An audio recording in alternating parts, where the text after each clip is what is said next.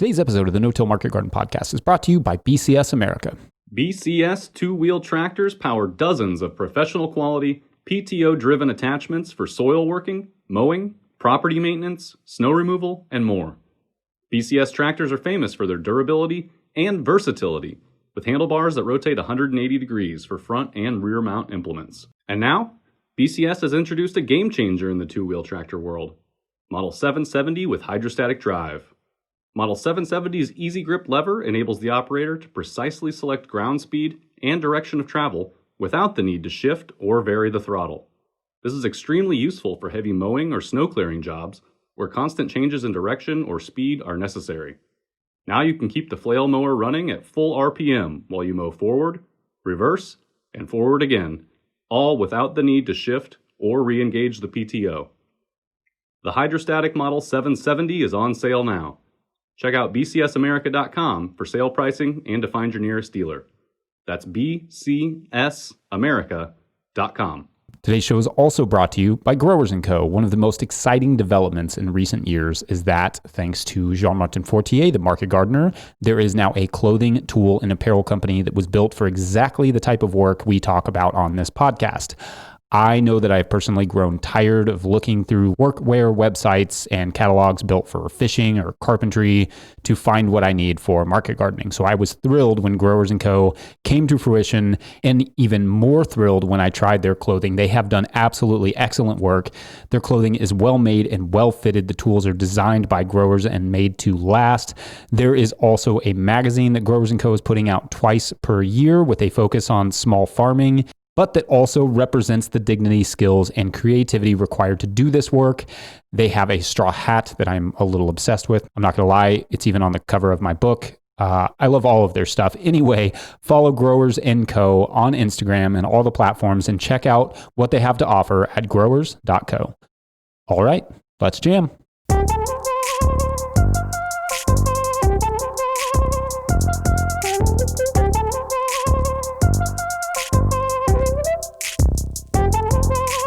Hey, you all, Farmer Jesse here. Welcome to the No-Till Market Garden Podcast, episode 15, season 3. Got a great episode for you this week from the northern Midwest of the United States. I spoke with Todd Ulizio of Two Bear Farm in Montana about Two Bear's 13-acre operation up there. Yeah, we don't often get above 5 acres on this podcast, but I think there is so much to learn from people who try to take these systems and practices to that scale. So we talk about that. We talk about high tunnel tomatoes going across the tunnel. I'll let that sink in for a second. Across the tunnel. We talk about irrigation on that scale and in that dry climate. We talk about compost spreading options and so much more. Also, if you stick around to the very end, Todd gives us a good bear story. Kind of amazing. But first, you all are incredible. We are having an unbelievable pre-sale on my forthcoming book, The Living Soil Handbook, out this July. The reason we are pre-selling it now is that the money No-Till Growers makes from that pre-sale goes into our creative budget for the year. Just so that's clear, I'm not personally keeping any of the money that No-Till Growers makes on the sale. I get like $2 or something from the publisher, but No-Till Growers actually makes a good chunk of change to bring you more free content, such as the No-Till Flowers podcast and more videos and all of the things that we do. It's different sort of fundraiser from the hats, but I feel like this is a cool way to support our work and to get an awesome professionally edited and professionally designed book from Chelsea Green Publishing. They're amazing. They did a lot of work to make this thing come to life. And also, I worked really hard on the book, and I'm very proud of it. Read more about it at notillgrowers.com. Patreon discounts do apply. All right, let's get into this amazing conversation with Todd Ulizio of Two Bear Farm.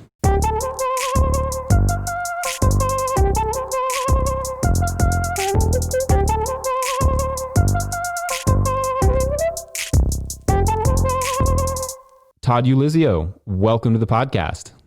Thanks, Jesse. It's a privilege to be on here, and I appreciate all the work you've been doing with the podcast. Well, thank you. Yeah, I'm excited to have you on here. I feel like I really neglect the Midwest quite a bit, so this is fun on many levels. But maybe we can start there. Where is Two Bear Farm, and also, do you deal with bears? Two Bear Farm is located just outside the town of Whitefish, Montana. So up in that northwest corner, we're in the Flathead Valley, which is about 100,000 people. although we are right next door to Glacier National Park. And so every summer we get an influx of about 3 million visitors within a 4-month period. So it's kind of wildly popular tourist town, which makes for a unique market. We do have bears and other wildlife around here, but they're not much of a problem. We are 100 acres of property, which is about 13 acres of it in production and about 60 acres of it in pasture. All the production is certified organic vegetables, and the pasture at this point, it was a bunch of sort of degraded horse pasture that we've been trying to bring back to life with cover cropping, and we can talk about it maybe a little bit later, but right now we're using that property to grow crops for compost that we make on the farm to use on the 13 acres of vegetable production. Okay, so wait, I want to hear a little bit about this tourism thing. Is this part of your marketing? Like, is the tourism part of how you all sell your produce? We really try to focus on the community food system. So providing for locals is our primary goal, like our own community. But we also, where I think it's unique, is that instead of having steady demand for our products across the season, we have a very noticeable, say, a bell curve of demand in the summer. And so it affects how we grow in the standpoint of, like, we need a lot of food concentrated in a small window of the season. We're making a lot of our income in a small window of the season. And so that kind of has to do a lot with the scale that we operate at. We tend to have grown bigger, sort of more extensive in production, because we're trying to tap into that demand. It definitely affects the farmer market scene. Right now we do 3 farmers markets every week, and definitely tourism makes those markets spike. And it actually works well because we can talk about growing season, but our growing season is basically to October. It really doesn't kick in until June, and that's exactly when the tourists show up, or visitors to the area. So that June to October timeframe is when we're producing food, and it's when our demand is the highest. So it works pretty well. Yeah, and flesh that out a little bit in terms of your marketing. You said the 3 farmers markets per week. Is there, are you doing a CSA or any other sort of sales that way? Yeah. So we started primarily as a CSA farm. I mean, we have humble beginnings, 1/4 of an acre, 24 CSA shares, and 1 little farmer's market. And then right now we're entering into our 14th growing season.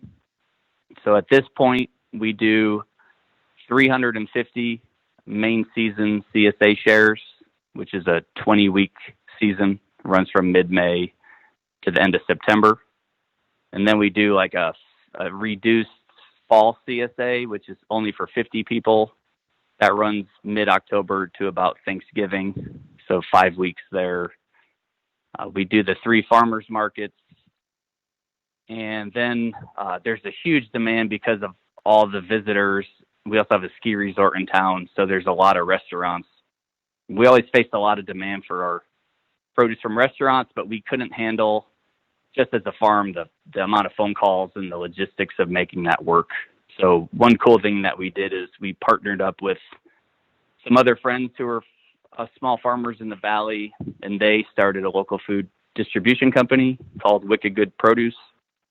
And we basically gave them all of our contacts and our accounts, and they have an online ordering platform. They went out and got a bunch more accounts.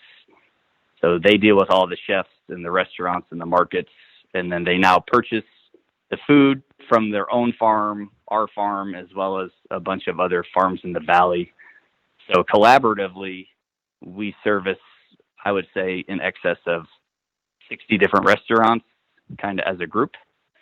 So that was kind of a unique way to deal with the wholesale pressure we were facing.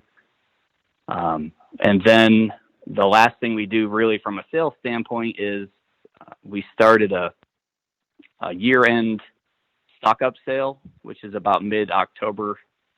Because the fall harvest markets were unreliable, we decided to just bring people out to the farm kind of as a customer appreciation event. And they can stock up on carrots and fresh greens and things before the holidays. And that's really unexpectedly turned into a big event. Last year, we had more than 800 people show up in a 3-hour period. And the sales are probably the equivalent of, it's like doing 5 farmers markets all at one time. So that's been kind of an unexpected big outlet for us at the end of the year. Wow, yeah, that's cool. And then you mentioned the ski resorts. Does that mean you're doing production all winter? We don't. The weather here, you mentioned in your note you wanted to talk about the growing conditions, the growing season in Montana, and that definitely poses a challenge for us. We have here in the Flathead, we're on the west side of the Rockies, so in the winter we just don't get a lot of sun. Other places like in Colorado or even down in Bozeman, Montana, they get 300 days of sun a year. We don't get that. So it's really hard to actively grow anything in the winter. Plus, you never know what kind of winter you're going to get. The conditions can be kind of brutal. If it's negative 20 outside, what's it going to be like in a high tunnel? So a lot of times when we have held crops, they freeze and they never thaw in a high tunnel. So we've taken the approach of we try to sell food for 8 to 9 months of the year, and it just doesn't seem feasible to us from that December, January, February standpoint to even try to grow or sell food. So that's kind of when we take a break and we recharge and we work on crop production. So definitely we do serve the community better in the spring, summer, fall than we do in the winter. What's your sort of rainfall there? It's pretty arid, 16 inches a year on average. April and May are the higher rainfall months as well as the fall, but it's not uncommon for us. As soon as we get the field planted, July, August, and September, we can get like literally zero rain. So in the peak of the growing season, we're totally dependent on irrigation. We also have, it's the Rockies, so we have very dry air, which means we get way more drastic temperature fluctuations. If it's July and it's 95 degrees during the day, we can get down to 45 degrees at night easily. So we're getting these wild 50-degree temperature swings in a day. We can get frost any month of the year. Last year was especially special. I think our last spring frost was the early part of May, and then it was nice for a couple months. Then we got a light frost in July. Then we got a hard freeze on August 15th, which was really unusual. And then our frost, I guess what you would call our fall frost, started up again in September. So we definitely have to lean on season extension techniques in everything we do. We don't grow tomatoes in the fields. Like we only do protected high tunnel tomatoes. We use lots of floating row cover all the time. So you definitely have to work a little bit harder on that season extension in order to pull off a full season. Yeah, I'm wondering if you have any tips and tricks for that, because you're probably, I mean, if you're on 13 acres and you're having to pull out some row cover, like what are some of the strategies? Are you using really wide row covers, and like what are some of the things you've kind of adapted for that? Yeah, so we've had a raised bed system ever since day one. We shape it with a Buckeye bed shaper behind a tractor. So we have about a 30-inch bed top, and our beds are 180 feet long. And then the whole farm is broken up into individual blocks. So we have about 12 beds that are 180 feet long in every block on the farm. And what we found, there's no perfect system, but what seemed to work for us was getting the metal, like half-inch metal electrical conduit which comes in a 10-foot stick. And we had a Johnny's bender. You could bend that into like a 6-foot curve. And with a little bit of tweaking, that'll fit over 2 beds at once. So then we found that we could do a 12-foot wide piece of floating row cover, and we use a little bit heavier weight. We use what's called a Grow Guard 35, so kind of like a mid-weight row cover, and then we just sandbag it down. And so that way we're doing 2 beds at a time, which means less sandbags, but it's kind of an ordeal in the spring. Basically everything that gets planted out gets row cover on it initially. And so as we plant early brassicas, they get covered, and then as they get more established, we pull that row cover and hoops off, and we transition it to other crops that are being planted later, like zucchini and winter squash and corn. So it's a lot of just human power to handle the row cover. And it certainly is a big factor in what we do, and why we haven't gotten any bigger than we already are is pretty much boils down to that fact. There's really no economy of scale when you're dealing with row cover. Yeah. I want to know a little bit about the irrigation setup too, because on that scale, you said you're not getting any rain for basically the 3 warmest months. Are you pulling from a well, or what does it look like? I can't even envision it on that scale. So we're fortunate enough that the western boundary of our farm is a small river, the Stillwater River, which we have water rights to. So we can pull water from the river, and we do. We also, Flathead Valley has a really good, abundant aquifer. So we have a well on the farm. When we initially set up our field, if you were to envision it, it's basically it's one large rectangle that's narrower than it is tall. And if you split that into 3 skinny tall rectangles, right, the space between the first and the second rectangle is a tractor path. And then the space between the second and third rectangle is also a tractor path. And down both of those tractor paths, we have dug in a main line that comes from a pump at the river. It goes down our tractor paths. So every 60 feet, there's a riser that comes out of the ground. We also put in some hydrants that are hooked to the well. So we have the ability to do drip irrigation off of the well. We also have the ability to overhead anywhere on the farm. And more recently, we've actually upgraded our river to pump at the river that allows us to do really low pressure. So now we've actually rigged it to where we can run drip irrigation systems off of the river pump, which has really made it a lot better because we don't have to lug hose everywhere. We just have to go to the nearest riser. And so after we dug in that irrigation, I was looking at an aerial photo one day and I was like, wow, they're all 60 feet apart because that's the radius, or that's the circumference that a sprinkler head will throw water. And I was like, when we set the pipe from each of those risers across the fields, it makes a natural grid. It breaks our farm up into all these uniform blocks. And so it was basically the irrigation system dictated the map of our farm. I was like, wow, let's just go set all this aluminum 2-inch hand pipe out there. And then the pipe differentiates the break in each of those blocks. Each block has enough room for 12 beds, 180 feet long. And then we have 35 of those blocks across the farm. And so in the spring when we're using a lot of row cover, we do put drip tape in because it works a lot better.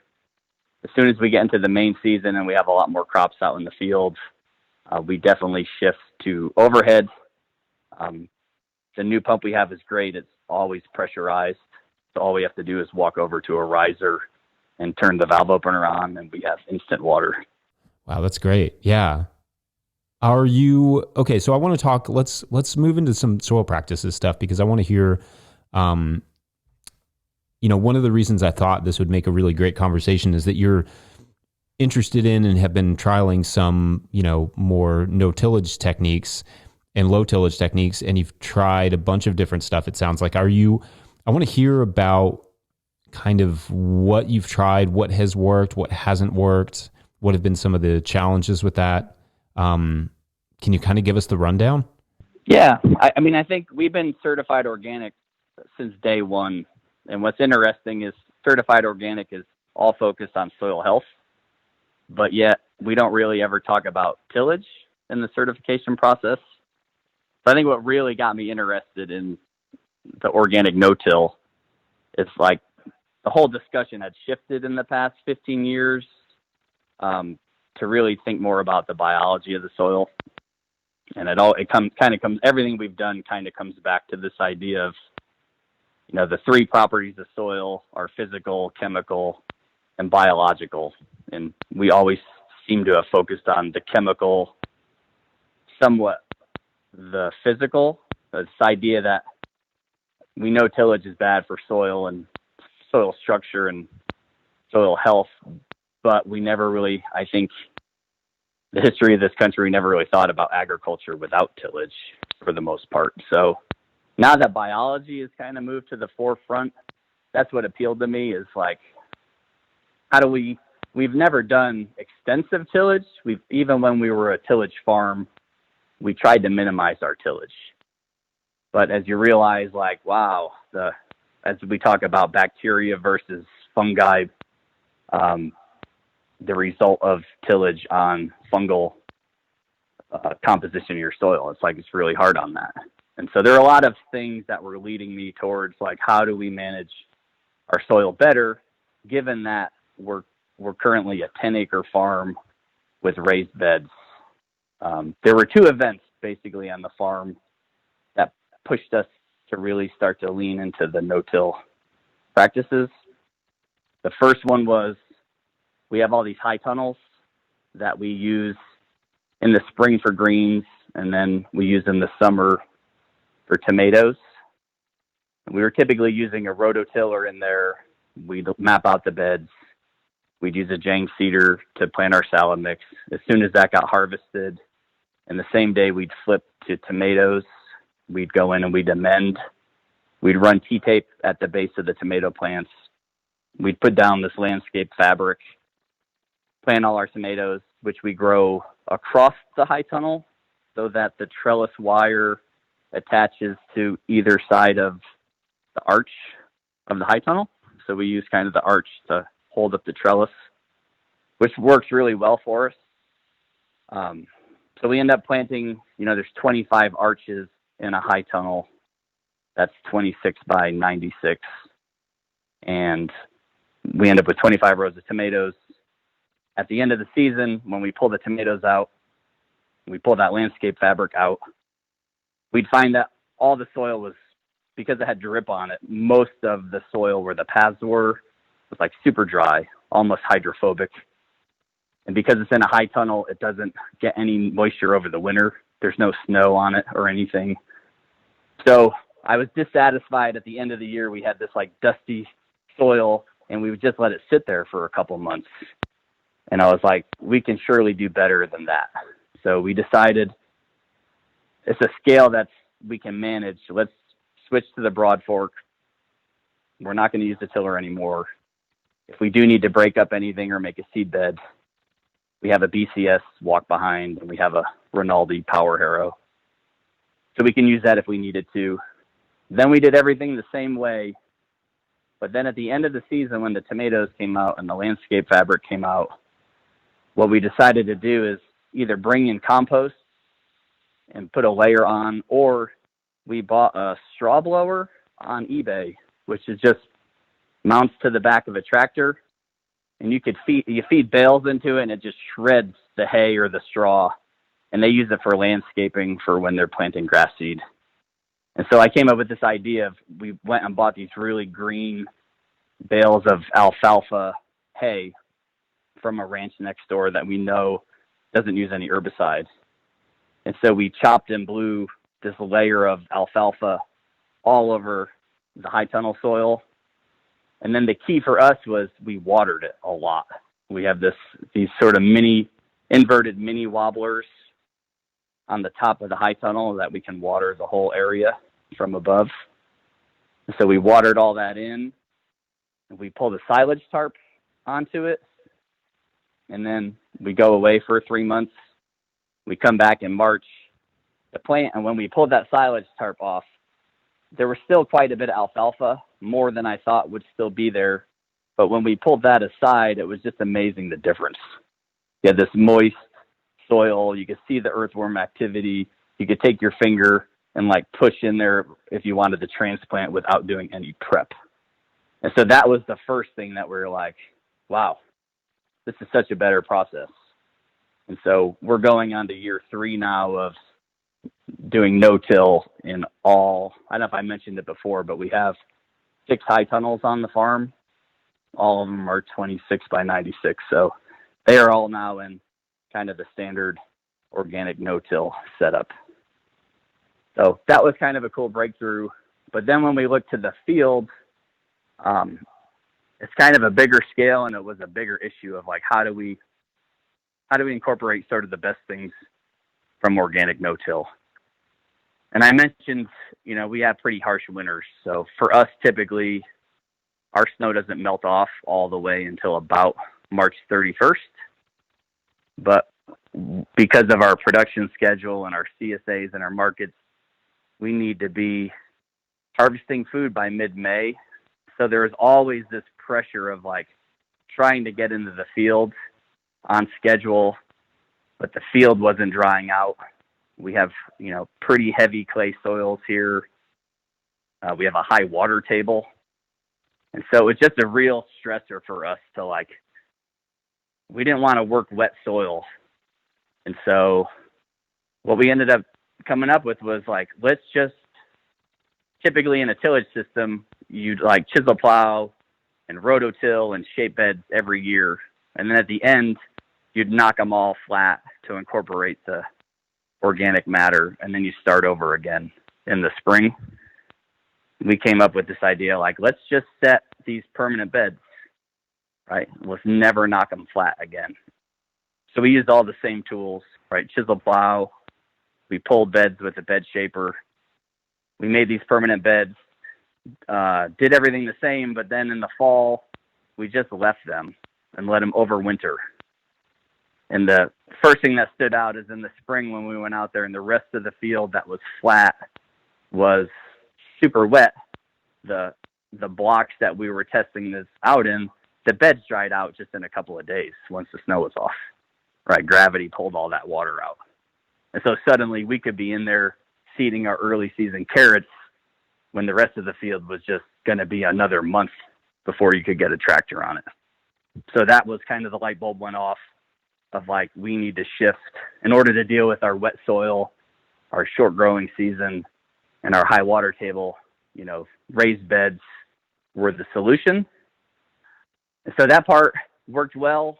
The challenges of that were that we have a lot of perennial weeds. We have a lot of rhizomatous grass, like we call it quack grass out here. And that stuff is just so hard to get rid of. Just little bits of root that are dormant. If they wake up, they just have this amazing knack of like spreading throughout the season. So trying to figure out, without having tillage to disrupt some of the perennial weed growth, how are we going to deal with it? We knew at our scale that like deep compost mulch would have been a really tough thing to accomplish, just the sheer volume that we would need. So like I mentioned earlier, we knew we wanted compost. We couldn't really find, we had one good source locally, but it didn't have the quantity we needed. A lot of the other sources we bought from, they were either too hot, like some of them were just off-gassing ammonia. They weren't the right ratio. We had a lot of plants get killed with that compost. Sometimes just the ambient temperature, if the compost was in too big a pile and it was hot, if we spread it out there and then planted right away, that affected plant growth. But I think the biggest thing with compost was it's really different from an irrigation standpoint. It seems to not hold water as well as soil. And definitely what we're using is sort of a dark wood-based compost. It heats up in the heat of the summer. It just heats up and dries out. So I think we had to relearn how to irrigate direct seedings and our transplants, because we lost early on in our experimentation. We were losing these things that we planted because we weren't getting enough water on them. So kind of the system that we ended up going with was we wanted to get compost on these bed tops. We weren't going to get enough on there to smother all the weeds, and controlling weeds is like one of the real benefits, I think, of the no-till system. It's like one of the big reasons you would want to switch from tillage to no-till. And so what we did is we started to use silage tarps. We knew they worked in the high tunnels. We knew we weren't going to do silage tarps on 10 acres, but we just started with 3. Each block on the farm is about a third of an acre. So we picked 3 blocks that we were going to start with. So basically an acre of ground. We had these beds. We'd put our compost down. The big thing for us was always remembering to irrigate them. I feel like the silage tarps work so much better when they get pulled onto moist soil versus dry soil, just because it kind of jump starts the weed germination underneath. So we pull these tarps on and we'd leave them. Whether it was main season, we'd leave them for a couple of weeks, or this year we're leaving them on over the whole winter, and kind of using that to suppress the weeds, keep the soil covered. I have one photo from last year where we had planted all greens. We had a whole block, 12 beds of greens. When we finished harvesting them, I'd flail mow them all in. We don't till anymore, so we're using a flail mower in place of a tiller. We'd obliterate all that crop residue. We pulled a tarp over half of the beds, and then we just left the other ones alone. We didn't do a bed flip. We just left them. And a couple of weeks later, we came back out and we pulled the silage tarps off and we compared, and it's just night or day, right? The area that was under the tarps was all broken down. It was a perfect seed bed. There were no weeds left. And the area that had just been mowed and left was just kind of a nightmare. It was weedy. The crops were starting to grow back. It's like it would have been so much work to get that back to a plantable condition. And so that's kind of the combination we're going with. Not super deep compost, but definitely adding compost, using those tarps to do the work for us. Yeah, that's great. I feel like that sort of shallow mulch compost system is sort of been something that's been popping up a lot more. And I really love that, because we've used that sort of in a similar way where we'll flail mow a crop and then cover it with a light amount of compost, and then put, on our scale, we can just throw a landscape fabric over that bed. And then watch that break down. And I know that Ray Tyler and some other folks have done that as well. I think it's a great system. But yeah, like you said, it has to be moist. That moisture for the biological activity and then also for the seed germination, that's critical. One thing you touched on that we're going to have to jump back to before we get into more soil stuff is the tomato in the tunnel thing. Yep. Okay. So I like, while you were talking, I was going through some of your Instagram photos, trying to find the tunnel so that I could visualize this. So you're going across the tunnel instead of lengthwise. So there are wires coming across the tunnel, right? Yep. And you said, what did you say, 26 rows or something? Yeah, for every arch. So this was a challenge for us. So in the spring, when we do greens, we plant 6 beds lengthways, right? But then when we had talked about, we want to keep our footpaths in the same place, so we're not compacting the beds. So to do 6 rows of tomatoes lengthwise, there was no structure. There's no part of the high tunnel that could be used for a trellis. You'd have to install a bunch more purlins, or you'd have to go with fence posts and do the Florida weave approach for tomatoes. It just seemed like a lot of work to plant tomatoes lengthwise. And so I was staring at it, and I'm like, well, wait. Out here we have high snow loads, so we have an arch in our high tunnel every 4 feet. They're 4 feet on center. I was like, what if I just went up 7 feet on an arch and took like a basic fence pipe clamp, and I took some smooth wire metal fence, and I ran it from one side of the arch to the other side of the arch, and I crimp it off. And then I'm like, we'll just plant our tomatoes. Because it's 4 feet on center, that leaves enough room between each row of tomatoes for a path that you can use for trellising and harvest.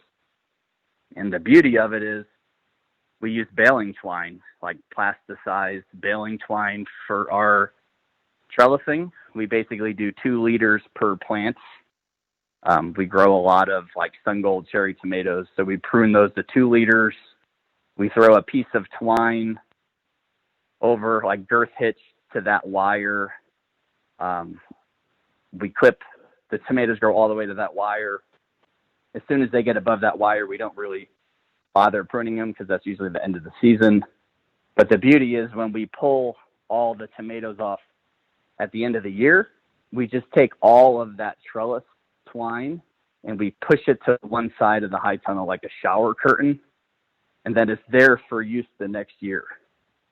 So now every year that we do tomatoes, we don't have to reset up any trellis. We don't have to string any new strings. We just pull them out individually and space them. And it's worked great. It still doesn't fix the issue of we're crisscrossing the tunnel with compaction. We're going lengthwise in the spring and side to side in the summer, but I don't think we're going to ever switch from that method. It requires a little bit more broad forking come the next spring to break that compaction, but I'm surprised I haven't seen much of that before, like the side to side growing of the tomatoes. That is so fascinating.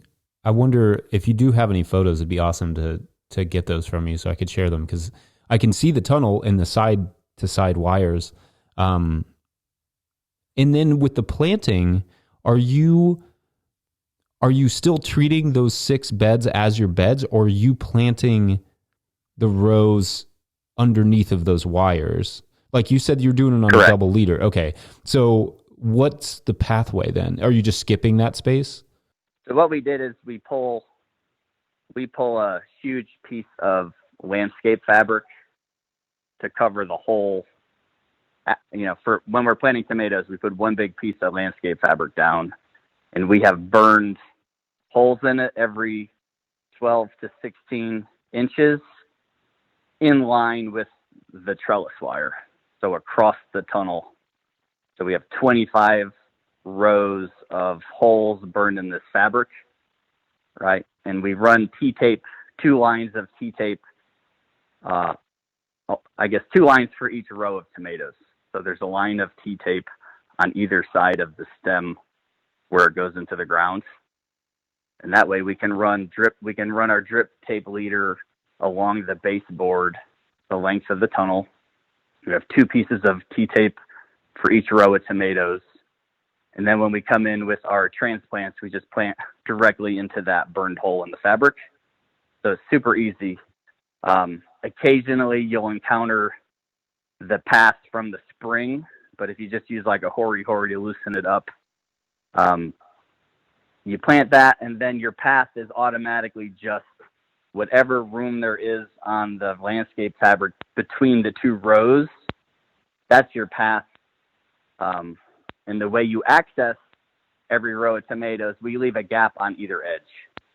So if you need to get down into the tunnel to access like the 15th row of tomatoes, you're just going down either side of the high tunnel on the inside. Okay, yeah, that was kind of my next question. So basically you have a pathway kind of up against the end wall, the side wall. Right, because the hoop, at that point, the arch is so low that there's not really room to trellis a tomato anyways over towards the side. So it makes sense. You don't want to put a tomato right on the edge anyways. It can be kind of junk. You have to be good about your pruning. That edge can get a little messy, but it works well. And then when you're picking, what's kind of cool is if it's hot or there's a lot of condensation in there, all the tunnels have roll-up sides.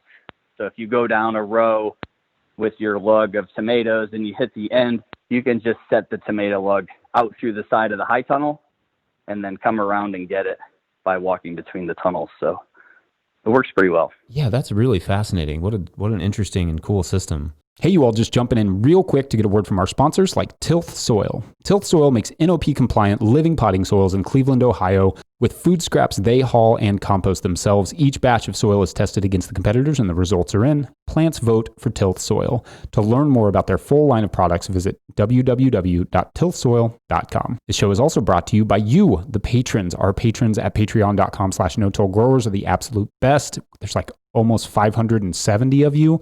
I appreciate each and every one of you. If you love this show or No-Till Flowers or Growers Live or the videos that we do or anything else and you want to support it, go to patreon.com/no-till-growers and consider signing up at a certain level, or if you just bump up from one level to another, you get a shout out on the show. So big shout outs this week to Erica Brady, Emily, Tim Sonder, Pele Matson, Veggie Cropper, Rimmel Greenhouse Systems, Scott Snodgrass, Jody Miller, Shane and Emma of Aslan Organics, Travis and Heidi of Arcadia Acres, Jacob Arthur, Fiona and Donnie of Firefly Farm, Jean-Martin Fortier, and Yannick Laplante. Big thanks to all of our show supporters. You can learn more at notillgrowers.com or at patreon.com/notillgrowers.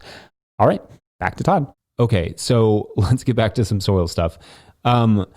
I want to hear, okay, so I was curious about, you were talking about spreading compost. What are you spreading that much compost with? That's kind of funny. I've probably spent way more money than I should experimenting. When we were just doing tillage without permanent beds, we had a big manure spreader from a neighboring farm that we could use, but the tires were set wide, but we could cover a lot of ground with manure or compost. When we switched to permanent raised beds, suddenly everything had to fit down those furrows. So that big wide manure spreader kind of was out of the question. So I started to research, I need a manure spreader, a compost spreader that can fit in the wheel tracks, same as the tractor.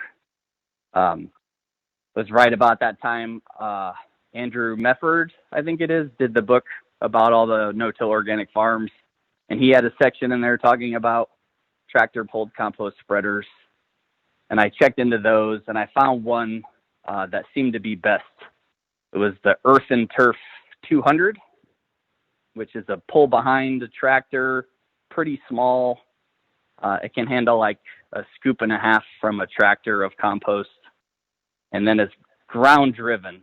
And so it basically just feeds compost out, and there's on Instagram there's some videos of it.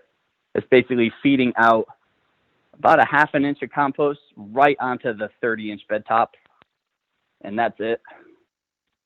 It worked well, but it had two issues.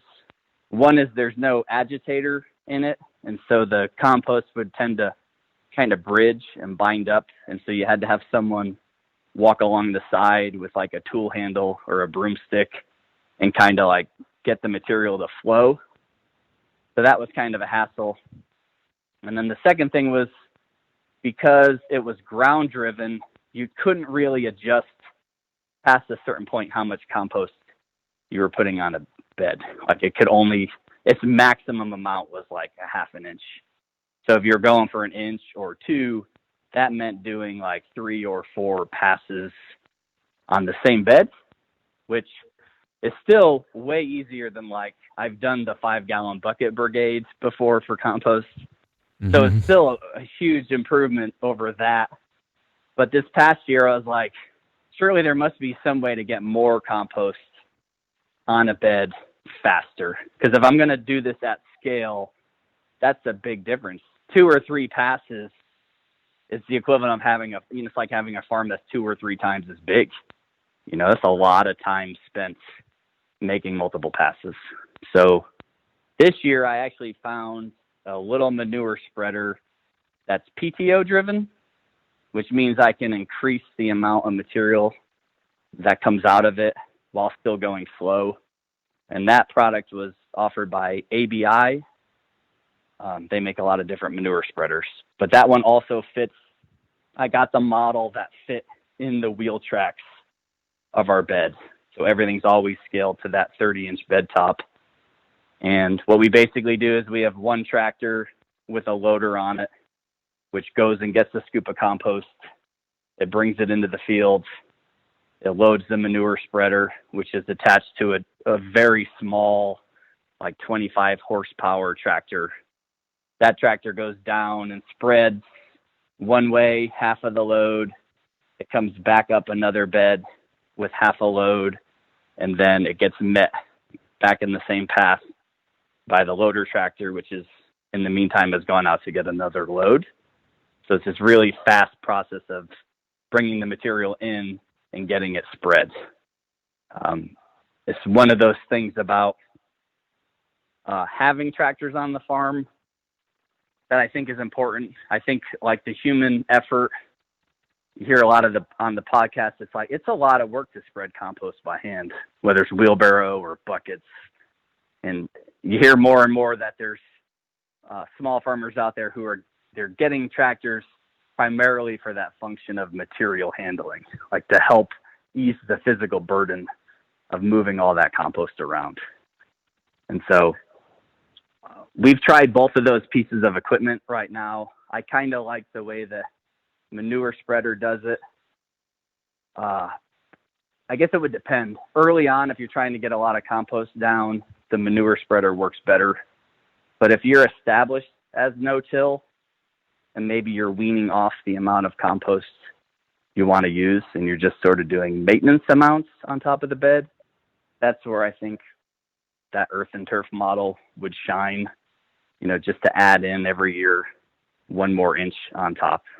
So that's made it to the point where as long as we can come up with enough compost material, we can get it out on the fields at our scale, right, without like destroying our farm crew or wrecking morale. So we're definitely having the machines do the work rather than the people. Yeah, that's great. I mean, compost is definitely like that. Composting season is always when I'm like, maybe we should get a tractor because this is Yeah. brutal. Yeah. It's a lot. Yeah, and I think I think that's a great use for it because you do have to preserve your body, especially if you're doing a lot of material handling. I just say one thing, like I know there's some no-till, like the idea is to move away from even a BCS. Like it seems like the more successful farms are implementing organic no-till, they don't need much equipment. There are still a lot of people who use BCS tractors or walk-behinds. And I think one thing I've found is, the BCS is a great tool, but it can be hard on the body as well. Like when I'm running that BCS with a power harrow, it's like you got to basically pencil in a chiropractor appointment after every day of using that thing. So I do like the idea of, for not much difference in cost, these rather small compact tractors, like not super compact, but like the L series from Kubota. There's 25 to 30 horsepower. You can get them affordable, used. You can get all the same implements that go on a BCS, but the 3-point hitch on the tractor does all the work. So whether you're flail mowing off crop debris, you're not fighting that BCS down the bed top or setting it up to straddle. You're spreading compost. If you need to power harrow, the tractor does all the lifting. It just takes away so much of that burden.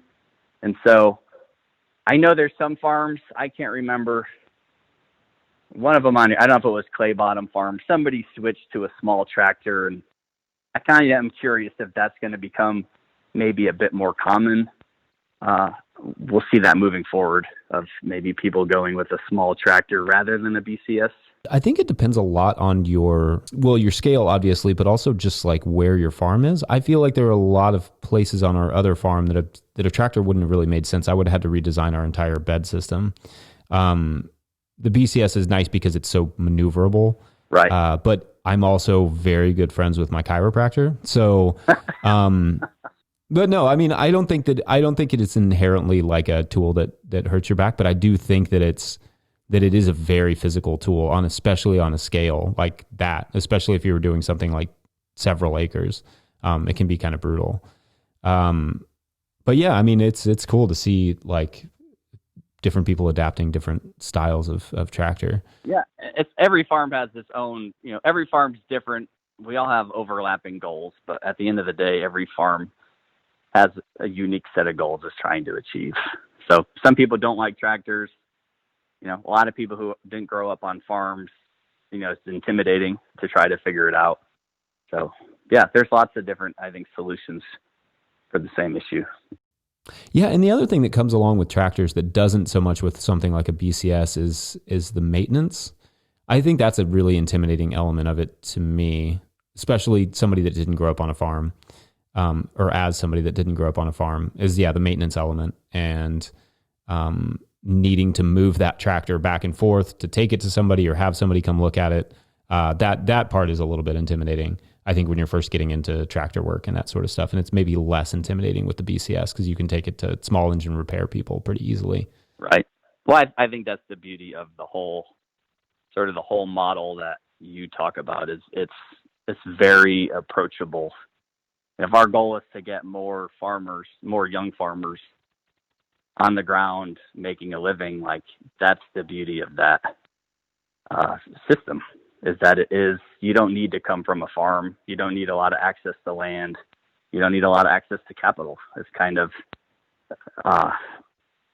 crazy to think just in 15 years how much evolution there has been from when I first started, and there was virtually no innovation happening, not that I was aware of, to just how much that's changed in the past 5 years between social media and the work that JM's doing and Connor at NeverSync and your podcast. It's kind of crazy how much information is now out there. Yeah, I absolutely agree with that. It felt, I guess this is my 12th season. So like it felt back whenever we started, or whenever I started, doing my first internship, it felt very blind. Like I didn't really know who to look to besides Elliot Coleman. So yeah, there's just an absolute burst of information over these last 10 years, especially these last 5 or so. It's been amazing. Yeah. And even Elliot, it was, back then the idea was, extensive growing. You had this like target revenue per acre, and the only way to increase revenue was to increase acreage. And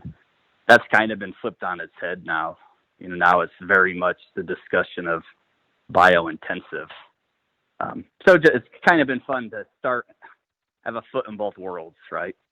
To start extensive tillage and then try to glean the best info from intensive no-till.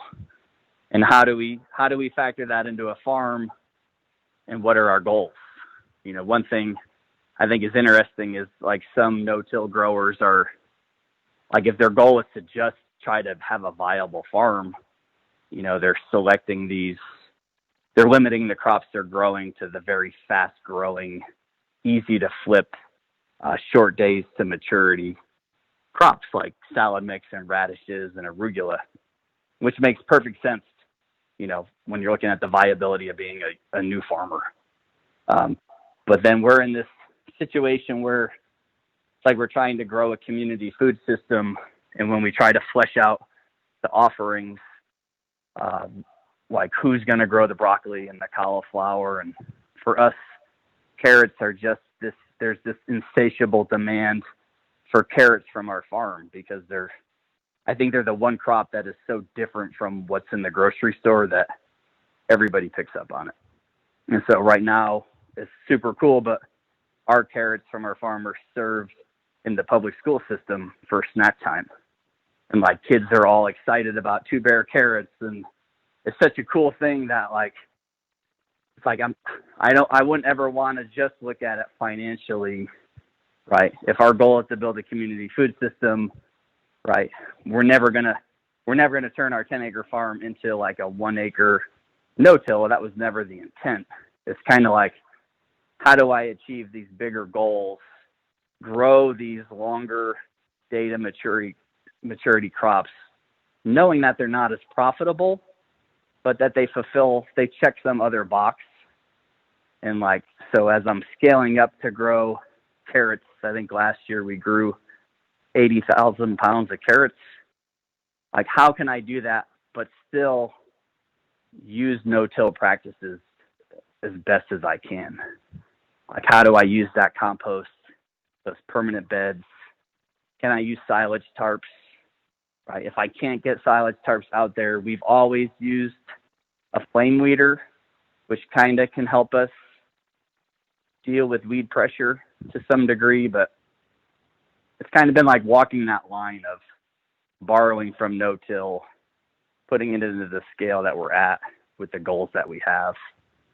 It's kind of what it's what makes me more and more excited about farming is every year. Instead of burning out, I'm getting like more and more excited to try new things every year.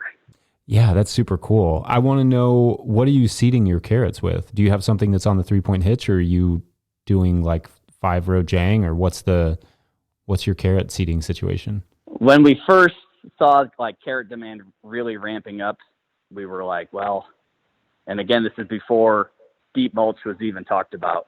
So mainly what we're thinking is, organic carrots are so hard to grow because of the weed pressure, right? They're slow to germinate. Weed pressure is a huge problem. So we were thinking in terms of like, we got to be able to cultivate these things somehow. So we wanted even spacing. So what we went with was a Jang 3-row seeder that goes on the 3-point hitch.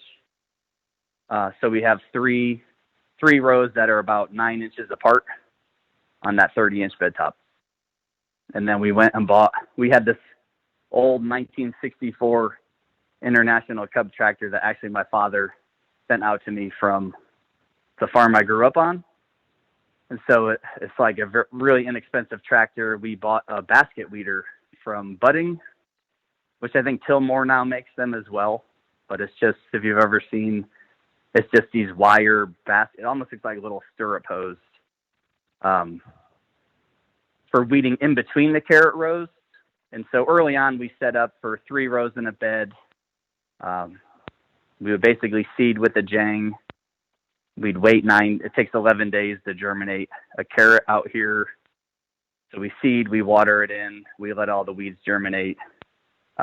We've tried lots of different weed burners, but most recently I built a tractor mounted weed burner from a Red Dragon kit.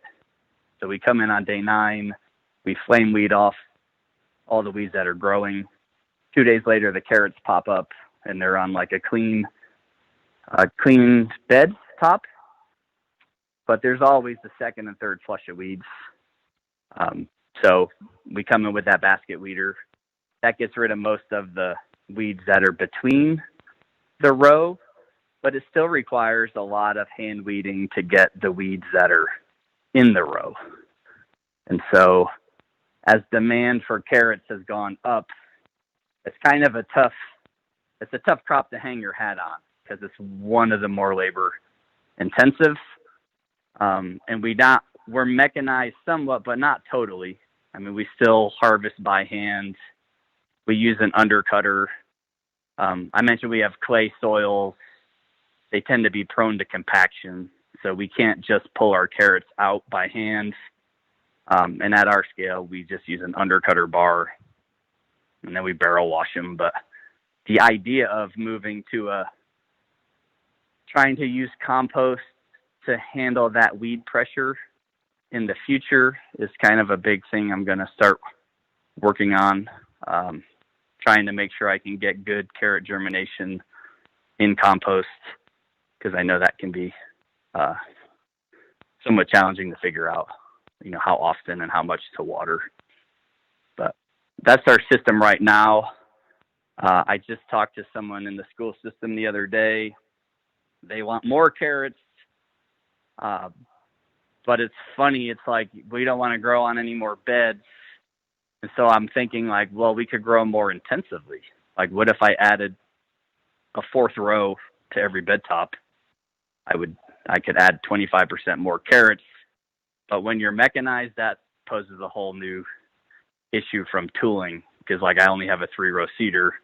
I'd need a 4th seeder, and I have a custom basket weeder set up for 3 rows, I need to change the whole basket weeder for 4 rows. And so that's kind of the barrier of sometimes changing your system. Like, you're already tooled up for one way of doing it. Like you mentioned with the tractor on your farm, it's hard to kind of evolve a system because some of these things are already kind of baked in to what you have. Right. Yeah, I didn't think about that because you were saying that you needed to add a 4th row. Is that 3 row? Can you kind of move those seeders around a little bit on a bar, or are they static? You can move them around, but due to the width of the packing wheel, there's a minimum distance apart you can make them. Okay. I think it maybe is 4 inches. You can't get any closer than 4 inches on that. I think it's the JP3. Jang does make other different style seeders. They look a little bit more like the push seeder. They have a much narrower wheel, like the 6 row. I think they make a 12 row seeder. So they do have different models to address that issue. It's just not the model that we have. Yeah. Yeah, we have really good luck seeding. You were talking about the moisture issue in compost. In the early spring, we seed in March. It would be here, but I'm sure that would be later for you all. March is about a month and a half from our last frost, which is usually like early May. So we start seeding carrots in mid-March, and we seed a bunch of beds into compost, pretty thick, probably like 3 or 4 inches usually. I mean, it depends on the bed, how much compost it has left from the previous season. But we have really good germination at that point. It's when we get into the drier months in the later season when it's warmer and that compost dries out faster, that it gets a little bit tougher to get the germination as consistent. But it's worth a try, like you said. I mean, it would reduce some of that weeding issue, and then maybe you could sneak that 4th row in there. Yeah. I mean, sometimes I wonder if I'm even asking the right questions. You're like, well, I can't put a 4th row in there because I won't be able to weed it. And it's like, well, what if you change your system so that you don't have to weed it? Like, oh, right. Maybe I'm asking the wrong question. So that's been kind of the process. It's why I enjoy all the podcasts, because there's always something new in there to consider, some new twist. Yeah, absolutely. And I mean, everybody's context is so different. But I don't get to talk to many people on your scale, so I always think it's really fascinating.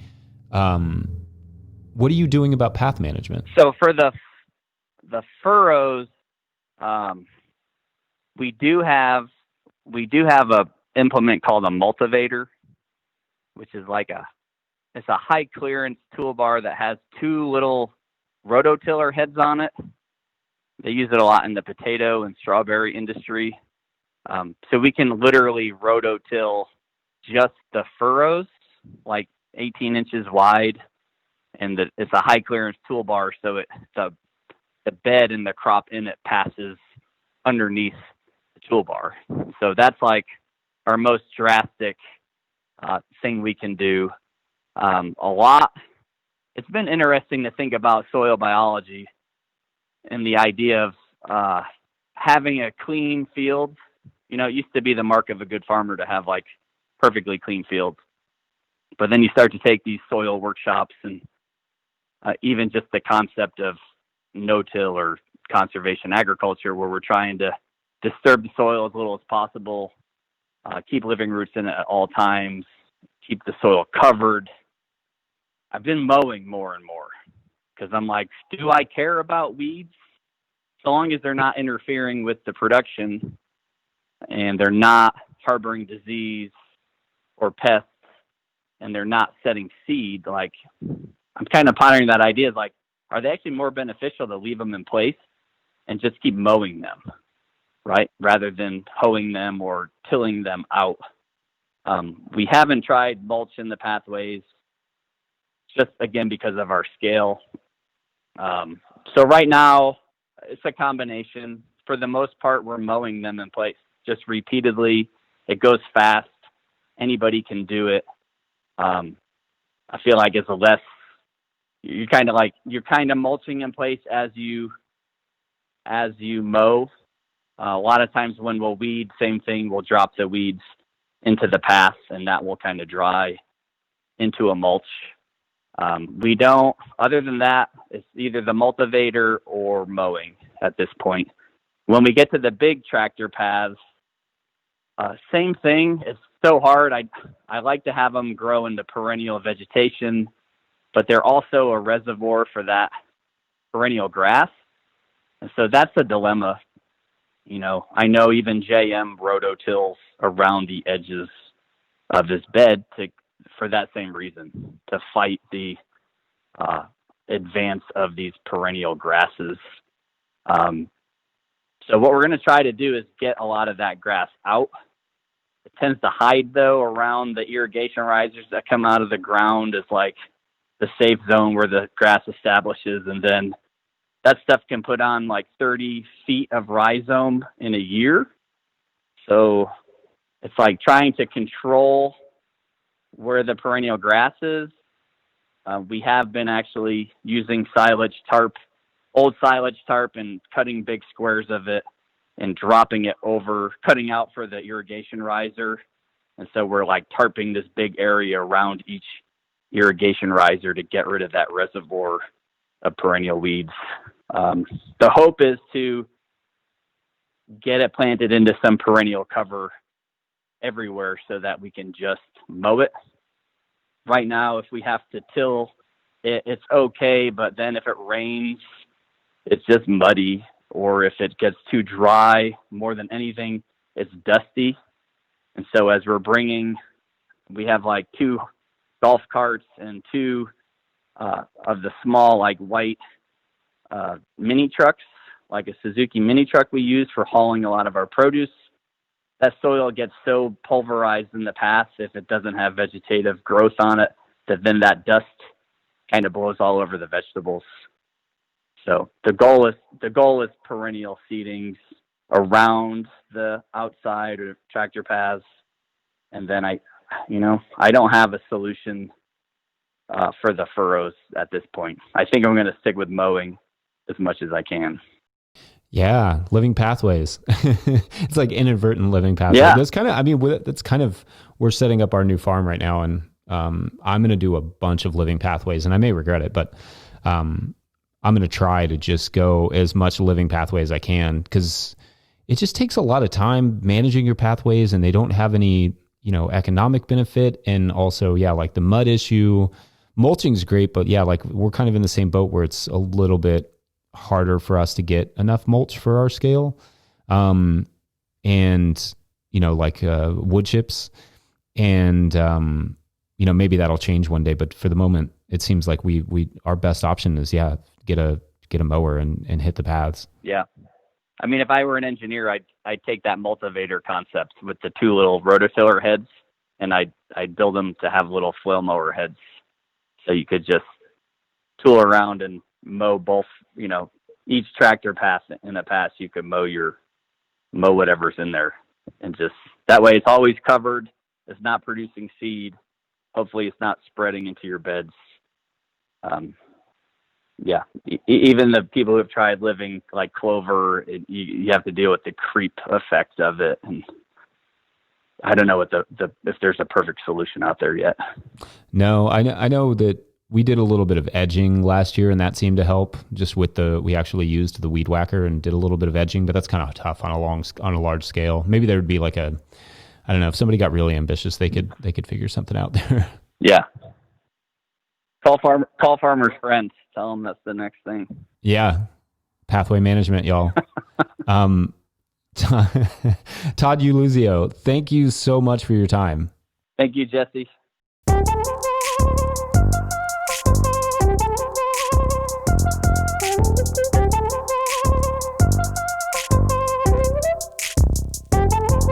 All right, if you enjoyed that episode, make sure to check out Two Bear Farm on Instagram and all the places. We will hook it up with links in the show notes. Also, be sure to stick around for a bear story. Also, make sure to pre-order a copy of the Living Soil Handbook if you have not already at no-tillgrowers.com. This is a detailed guide with techniques, tips, tricks, tools for the ecological market garden. Patreon discounts apply, and we are over 25% of the way to our July sales goal already, which is amazing. Remember that money No Till Growers earns on that sale goes into bringing you more content. So if you like this, you can get more of it and a sweet book. So you can read more about the book at no-tillgrowers.com. Subscribe to this podcast wherever you're getting it and leave a review. But this week, all reviews must be written as beautifully as poet laureate Amanda Gorman's inauguration poem. Probably not going to get very many reviews this week. Big thanks as always to Jackson Merlette and Josh Satin for their help with No-Till Growers. Huge thanks as always to Willie Breeding for the theme music, or as some people call it, the reason they don't listen to my podcast. Huge thanks as always to my incredible wife, Hannah Crabtree, for all the work she does to keep our lives rolling. Thank you all for listening. We'll see you next week.